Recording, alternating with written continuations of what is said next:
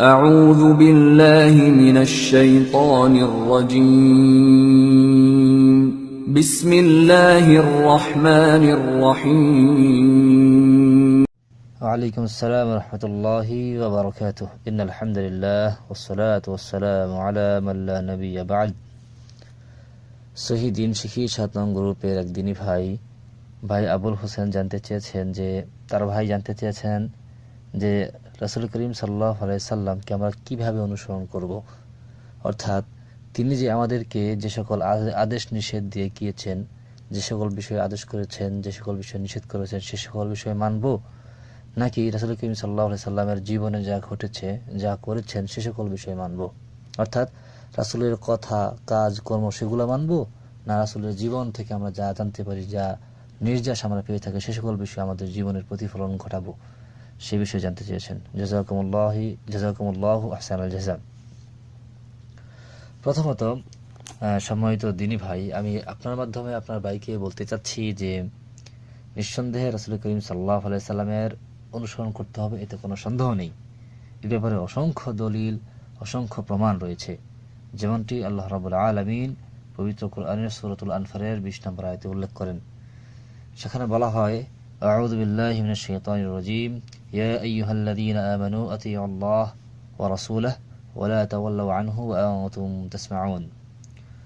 উল্লেখিত আয়াতে বলা হয়, হে মুমিনগণ, হে ঈমানদারগণ, তোমরা আল্লাহ এবং তার রাসূলের অনুসরণ করো এবং তোমরা শ্রবণের পর, শোনার পর বলো না যে আমরা শুনছি না, অর্থাৎ শোনার পর তোমরা তার থেকে পৃষ্ঠপ্রদর্শন করো না।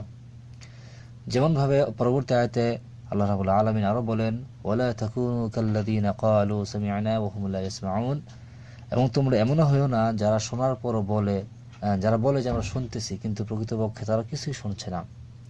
অনুরূপভাবে ওয়ালাউ আলিমাল্লাহু ফীহিম খায়রাল আসমা'হুম ওয়ালাউ আসমা'হুম লাতাওয়াল্লাউ ওয়া হুম মু'রিদুন। এবং যেমনটি আল্লাহ রাব্বুল আলামিন সূরাতুল আনফালের 24 নম্বর আয়াতে বলেন, ইয়া আইয়ুহাল্লাযীনা আমানুস্তাজীবু লিল্লাহি ওয়া লির-রাসূল ইযা দাআকুম লিমা ইউহয়িকুম। উল্লেখিত আয়াতে আল্লাহ রাব্বুল আলামিন বলেন যে, হে মুমিনগণ, হে ঈমানদারগণ, যখন আল্লাহ রাব্বুল আলামিন এবং তার রাসূল তোমাদেরকে ডাকে, তখন তাদের ডাকে তোমরা কি করো? সাড়া দাও। অনুরূপভাবে সূরাতুন নিসার 80 নম্বর আয়াতে আল্লাহ রাব্বুল আলামিন বলেন, মাইয়ুতি'আর রাসূল ফাকাদ আতা আল্লাহ ওয়া মান তাওয়াল্লা ফামা আরসালনাকা আলাইহিম হাফিযা। উল্লেখিত আয়াতে আল্লাহ রাব্বুল আলামিন বলেন, যদি কেউ আল্লাহ রাসূল সাল্লাল্লাহু আলাইহি সাল্লামের অনুসরণ করে, সে যেন আল্লাহরই অনুসরণ করল। যেমনটি আমরা অনুরূপভাবে অন্যত্র হাদিসের ভাষ্য থেকেও বুঝতে পারি, যেটি মুসলিম শরীফে বর্ণনা করা হয়েছে, মুসলিম এসেছে, যেটি আসলে আমরা প্রত্যেক জুমাতেই কি করি, শুনে থাকি। যেমনটি জাবের রাদিয়াল্লাহু তাআলা আনহু, তিনি প্রত্যেক জুমাতে এমনটা বলতেন যে, ইন্না খায়রাল হাদি হাদিয়ু মুহাম্মাদিন সাল্লাল্লাহু আলাইহি সাল্লাম ওয়া শাররাল উমুরি মুহদাসাতুহা ওয়া কুল্লু মুহদাসাতিন বিদআহ ওয়া কুল্লু বিদআতিন দালালাহ। উল্লেখিত হাদিসে বলা হয়েছে যে সবচেয়ে উত্তম হেদায়েত হচ্ছে রাসূল সাল্লাল্লাহু আলাইহি সাল্লামের হেদায়েত। তো এই বিষয়গুলো থেকে স্পষ্ট হয়ে যায় যে আমরা রাসূল সাল্লাল্লাহু আলাইহি সাল্লামের কি করতে হবে? অনুসরণ করতে হবে, যে কোনো পরিস্থিতিই হোক, যে কোনোভাবেই হোক, এতে কোনো সন্দেহ নেই। এটা কোরআন হাদিস থেকে স্পষ্ট। এখন প্রশ্ন হলো যে আমরা যে রাসূল করিম সাল্লাল্লাহু আলাইহি সাল্লামের অনুসরণ করব, যেটা আপনার ভাই বলেন, সেটা কিভাবে করব? তার কথা দিয়ে না তার জীবন থেকে? অর্থাৎ তিনি যে সকল কথাগুলো আমাদের বলে গিয়েছেন, সে সকল কথাগুলোকে আমরা আমাদের ধর্তব্য বা কর্তব্য হিসেবে গ্রহণ করব, না তার জীবন থেকে, জীবনের নির্যাস থেকে আমাদের জীবনকে তার জীবনের মতো প্রতিফলিত করব? সেক্ষেত্রে প্রথমেই আপনাকে আমি রাসূল করিম সাল্লাল্লাহু আলাইহি সাল্লামের আরেকটি হাদিস কিংবা একটি ঘটনা মনে করে দিতে চাচ্ছি, যেটি রাসূল করিম সাল্লাল্লাহু আলাইহি সাল্লাম বিদায় হজের ভাষণে বলেছেন, তালাক্তু ফীকুম আমরাইন লা তাযিল্লু মা তামাসসাকতুম বিহিমা কিতাবাল্লাহি ওয়া সুন্নাতি রাসূলিহি। উল্লেখিত হাদিসটি আমি মনে করি যথেষ্ট। পাশাপাশি উল্লেখিত হাদিসে বলা হয়েছে, উল্লেখিত ঘটনাতে এমন বলা হয় যে আমি তোমাদের মাঝে দুটি জিনিস রেখে গেলাম, এটি হচ্ছে আমার সুন্নাত, আর এটি হচ্ছে আল্লাহ রাব্বুল আলামিনের কিতাব। অর্থাৎ রাসূল করিম সাল্লাল্লাহু আলাইহি সাল্লামের সুন্নাত যদি আমরা মানি এবং আল্লাহ রাব্বুল আলামিনের কিতাব যদি আমরা মানি, তাহলে আমরা কখনোই পথভ্রষ্ট হব না, যেটা রাসূল করিম সাল্লাল্লাহু আলাইহি সাল্লাম আমাদের বলে গিয়েছেন। এখন আসুন জানি তো সুন্নত কাকে বলেন।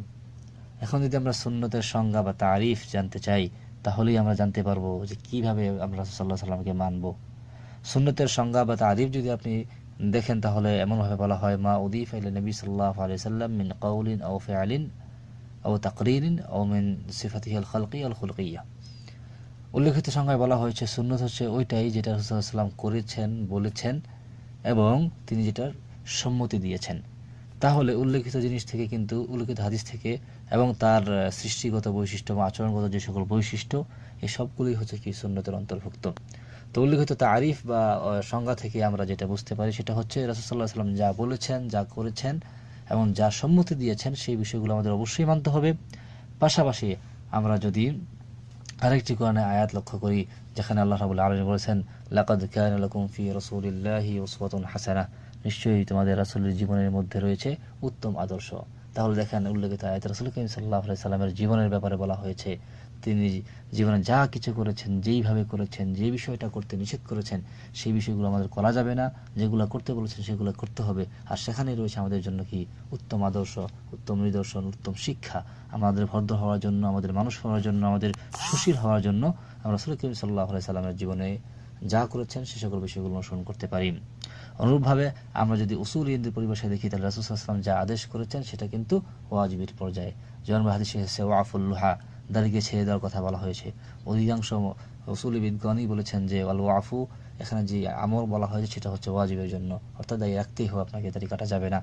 তো এই ধরনের বিভিন্ন মাধ্যম থেকে এটা স্পষ্ট জানা যায় যে কথা, কাজ, সম্মতি সব দিক থেকেই অনুরূপভাবে রাসূল করিম সাল্লাল্লাহু আলাইহি সাল্লামের জীবন থেকেও কি আমাদের যেই শিক্ষণীয় বিষয় রয়েছে, আমাদের যে অনুসরণ করার মাধ্যম রয়েছে সেটা আমরা গ্রহণ করতে পারি।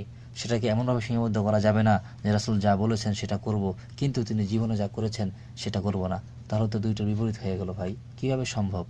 রাসূল যেটা বলেছেন সেটা তিনি নিজে করেছেন, অনেক ক্ষেত্রে যদি কোনো কিছু না করেন তাহলে সেটা বলেছেন, আর অনেক সময় যদি সেটা বৈধ হয় তিনি কখনো করেননি, পছন্দ করেননি, কিন্তু যদি কাউকে দেখেছেন তেমনটা করতে তাহলে তিনি সম্মতি দিয়েছেন। তাহলে সেই দৃষ্টিকোণ থেকে রাসূল সাল্লাল্লাহু আলাইহি ওয়াসাল্লামের জীবন থেকে যেমন আমাদের শিক্ষা নিতে হবে, জীবনী থেকে যেমন আমরা কি করব, অনুসরণ করব, অনুরূপভাবে রাসূল করিম সাল্লাল্লাহু আলাইহি ওয়াসাল্লাম যা নিষেধ করেছেন সেই নিষেধ থেকে আমরা বেঁচে থাকব এবং যা আদেশ করেছেন সেই আদেশ অনুযায়ী আমরা কাজ করব, তবেই আমরা আমাদের জীবনে ইহকালীন এবং পরকালীন সফলতা অর্জন করতে পারব। হাদা হুয়া ইনদি ওয়াল ইলমু ইনদাল্লাহ, আল্লাহু আ'লাম বিস-সাওয়াব।